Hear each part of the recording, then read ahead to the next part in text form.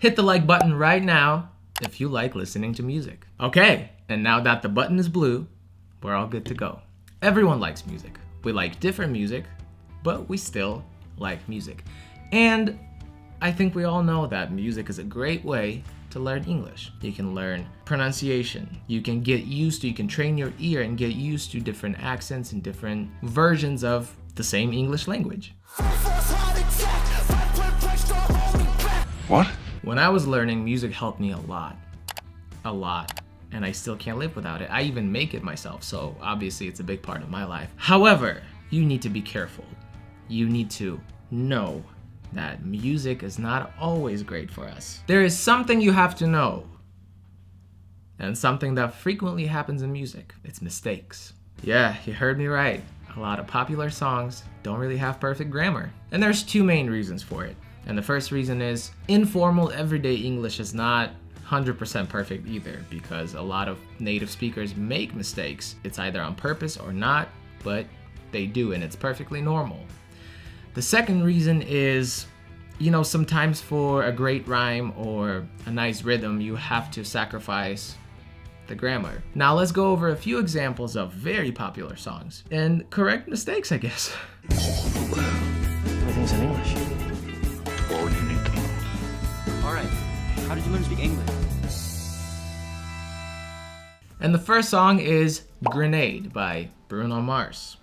And the line is, "Should've known you was trouble from the first kiss." Should've known you was trouble from the first kiss. Every elementary student will tell you that the auxiliary verb that we are supposed to use with you is were. So the correct version of the line would be, should've known you were trouble from the first kiss. However, it's a pretty common mistake. It's pretty normal. And in music, when you're singing, and of course it depends on how you sing it, but very often was sounds a bit better than were in music, just in general.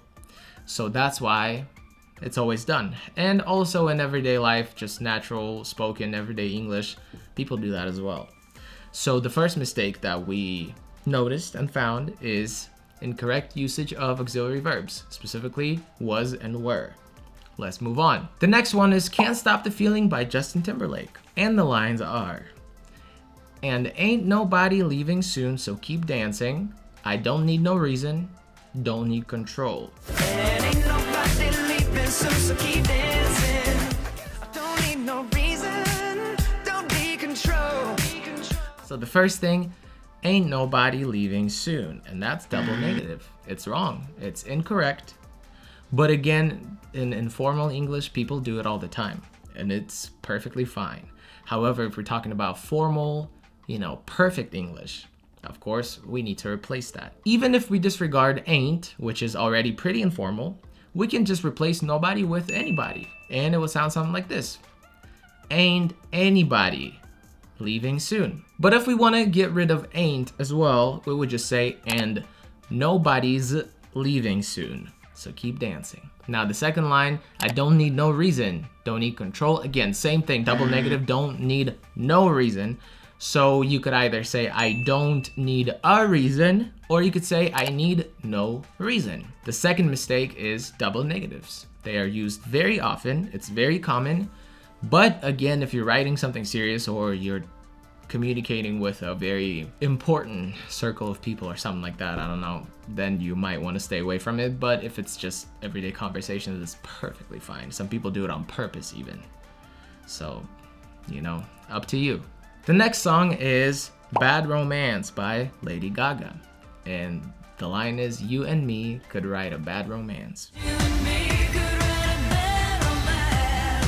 You and me is wrong. So what you want to say is you and I. You and I could write a bad romance, but she didn't do it because it doesn't sound that good. It doesn't sound as good as you and me.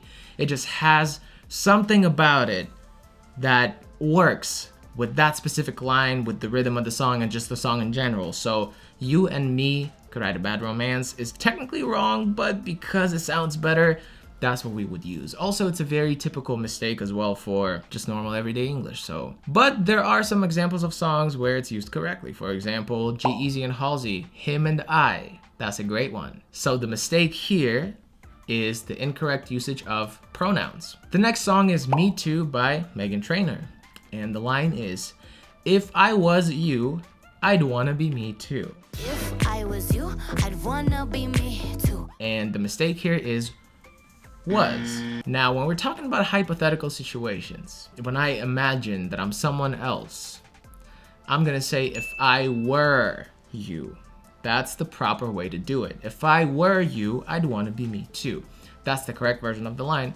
However, a lot of people say was because it's more common and it's easier for people. It sounds more natural because was is a little bit easier to say than were because of that R, were. So people just prefer to say was, and that's perfectly fine. However, again, if you are writing an essay or some kind of, formal paper, then you want to stay away from that. However, if I was could be correct. It's all about how you use it. So if we're talking about some kind of hypothetical situation where I imagine I'm someone else, I'm gonna say if I were. But if I'm talking about something real from the past, I will say if I was. For example, if I was home, I would have called you. I don't need to use were because it's not my imagination. It's real. I wasn't home. I wasn't home. But if I was home, now a lot of people can look at it differently. I still wasn't home, so it's still not real. But we're talking about 21st century grammar here, and that's exactly what happens. So don't be surprised if you see it. It's okay. It's totally fine. Just make sure you can separate where the natural, real people grammar ends and the proper grammar begins. And this is a skill that you definitely develop later on when you're kind of on the advanced side of things, when you get to that level of English. So being able to switch between one English to the other, depending on your environment or surroundings, is a very important skill to have. So definitely work on that because one of them won't work somewhere else. You definitely need to be able to switch between both. That's how you become an effective English speaker. So definitely, if you feel like you're stuck and you can't get to that higher level, you can get to that advanced level, sign up for our popular, very popular, best-selling online course, From Intermediate to Advanced in 30 Days, where we give you all the tools, all the information that you need to get to that next level. If you're lost, you don't know what to do next, this is your next step. And I will include the link and a little promo for you down below. And the next song is Love Yourself by Justin Bieber.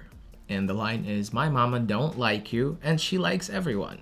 My mama don't like you and she likes everyone. So the mistake here is don't. My mama, that's our subject and it's singular. So we know that instead of don't, we need to use doesn't. Everyone knows that. Justin Bieber knows that too. Well, Ed Sheeran wrote that song. Ed Sheeran knows that for sure. But it's music and it's natural, it's conversational. Songs are written in the way that people actually talk. So that's a great reflection of how real actual people speak every day. So the correct version would be, my mama doesn't like you and she likes everyone. But it doesn't sound as good. My mama doesn't like you, my mama don't like you. It's way easier, more conversational, and that's why it's done like this. So this mistake is the incorrect usage of don't versus doesn't. And the last song for this video is What Goes Around Comes Around by Justin Timberlake. Again, and the line is, you cheated, girl, my heart bleeded, girl. You cheated, girl. My heart bleeded, girl. So you cheated is fine. My heart bleeded though, that's not fine. To bleed, the verb bleed is an irregular verb. So with that being said, the second form, the past simple form of that verb is bled. So he would actually say, my heart bled, girl, but he needed a rhyme and he needed the same amount of syllables, so he said bleeded. And that's fine too. See, in English, we don't really judge people on poor grammar like that. There's some people that do, of course, but it's okay to make mistakes, and it's definitely okay to make them on purpose. You just gotta, as an English learner, you have to be able to separate and be aware of that fact and just know what the right way is. And that's it. So thank you so much for watching. If you like this video, hit the like button and let me know in the comments down below what songs you listen to or you know or you like that have some of the same mistakes. We all need to be aware, so let's make a list down there. And as usual, subscribe for more content. We're here to teach you English in the best way possible. We're trying to make it fun and relevant. Not, you know, it's not some kind of boring book or anything. We try really hard, y'all. And I will see you guys in the next one. Stay safe. Bye-bye.